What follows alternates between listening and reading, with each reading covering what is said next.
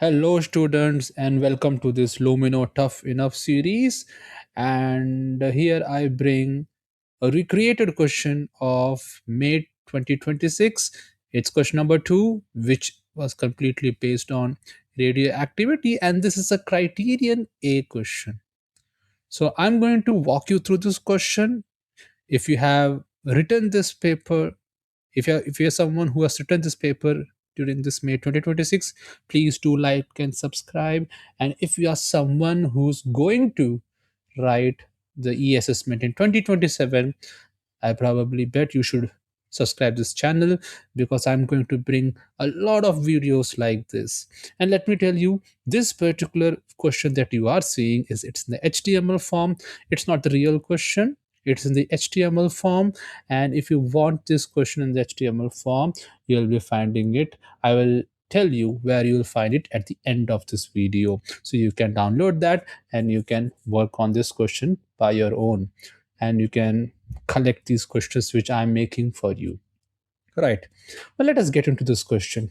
As you can see, people can be exposed to different environmental and chemical contaminants depending on where they live. Radon is naturally occurring gas which is dangerous due to its radioactivity. Radon. You all must have heard. If you see the periodic table, you know that radon is a gas and it's a radioactive gas. Now, radon-222 has 86 proton. Now, what is the meaning of this triple two? This triple two two two two is the atomic mass of radon, right? And what is atomic mass? Atomic mass is the sum of number of protons plus number of neutrons. Now, radon triple two has 86 protons. State the number of electrons and neutrons in a neutral radon triple two atom. Now you all know that in a neutral atom, the number of electron is equal to number of proton.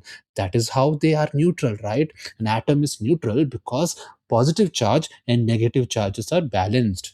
And if that balance has to happen, 86 protons means 86 positive charge, so it should have equal 86 negative charge, and I would say 86 electron, right? A very simple question. Now they're asking number of neutron. Now you know that number of neutron plus number of proton is the mass number. So if I apply that logic here, the number of neutron is going to be triple two minus 86, and that's going to be 136 neutron. Now, if you look at the periodic table, you will easily get that. But you can use periodic table if some, yeah, in e-assessment sometimes they do give periodic table with the formula booklet, so where you can use it, or else you can just do this calculation how hard it is, right? Okay, now radon triple two decays naturally through alpha decay. Determine the missing values of the position of the decay equation. Now remember, alpha decay is a nucleus helium. Sorry, helium nucleus. My bad. Okay, alpha particle is a helium nucleus. Okay, helium nucleus.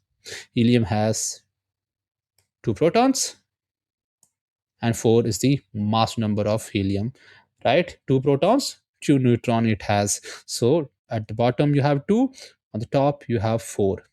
Now they are asking you what is the mass number of the polonium that is formed.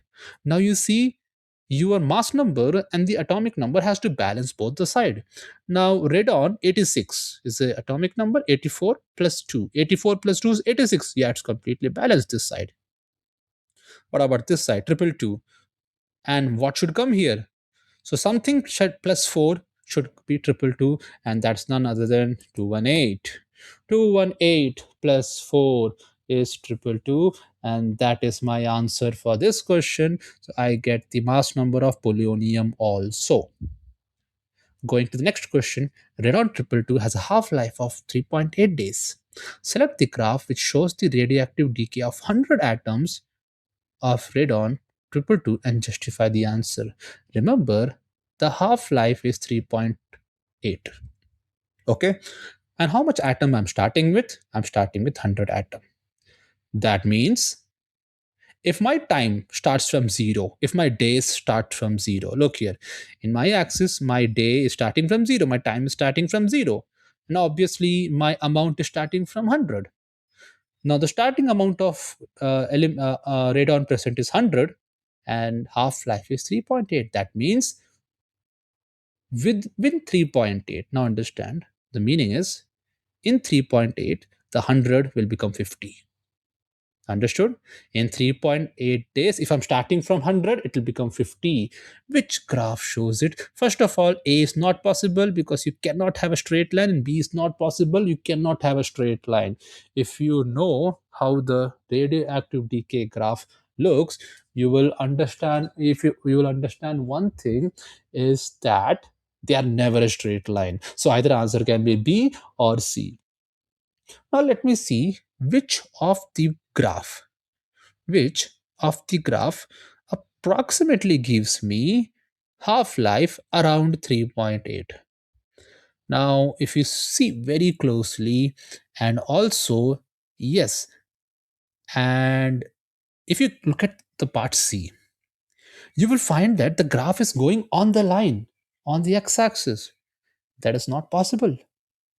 Now some people might have confusion between B and C. But now I will tell you why the answer is not C. The answer is not C because you can never have a line going on the x-axis like this. It comes very close to x-axis, but it never becomes 0. And the only appropriate line is going to be answer B. And why do you need to justify? And how can you justify? You have to justify saying that B is a graph which is not a straight line. B is a graph in which obviously when the amount is 50, it is somewhere approximately near to 3.8 days, and secondly it is not becoming 0. The amount of substance is not becoming 0, so basically the graph is an exponential graph, right? So I'm seeing an exponential graph. So that is what you need to answer in this justification. Now I'm not typing everything here. This is for you to type once you download this file, and you can do it by yourself, right? Now suggest why radon-222 is strongly associated with lung cancer but has no association with skin cancer. Now, first and foremost, radon-222, okay, it's a gas, right? So when radon is inhaled, it goes to the lungs, and these radon particles are radioactive, right? They are radioactive, they are givers of alpha radiation. Radon is a very good source of alpha radiation, and when these radon particles go settle in the lungs and they emit alpha particle, that can easily cause lung cancer. Okay, it can easily cause lung cancer. But why? But why not skin? Because alpha particle, as I told you, has a very strong ionization but very low penetration. Okay, it has a very low penetration. So because of that, the alpha particles cannot enter deep inside the skin. So if the skin cancer has to happen, the alpha particle should be able to enter deep inside, right? So because alpha particles have very low penetration, they are not very successful in doing the skin cancer, which is the outer layer of the skin of our body, right? So that is how you should be writing your answer. And also, if you download this particular document and you try answering it and you submit it, once you submit it, you will see the right answer and the wrong answer that you have written, and with the expected marks and the marking points that is required to score in this particular question, right? Now where will you get this? Now in the description you will find the link to my free course of Lumino. It's completely free for you students. You just have to enroll yourself, and you will be having the access for so many things. It has 30 plus explainer videos. It has chapter wise notes. It has question papers which are getting updated on regular basis. And also, as you can see, the YouTube content that I'm uploading on my YouTube. So you will find those HTMLs and important documents related to IB and MYP in this particular portal, right?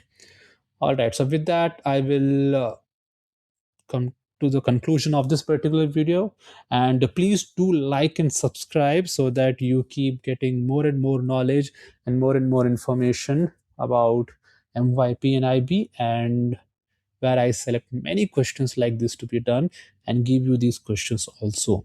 So with that, I'll end my video. We'll see in the next week. Bye, students.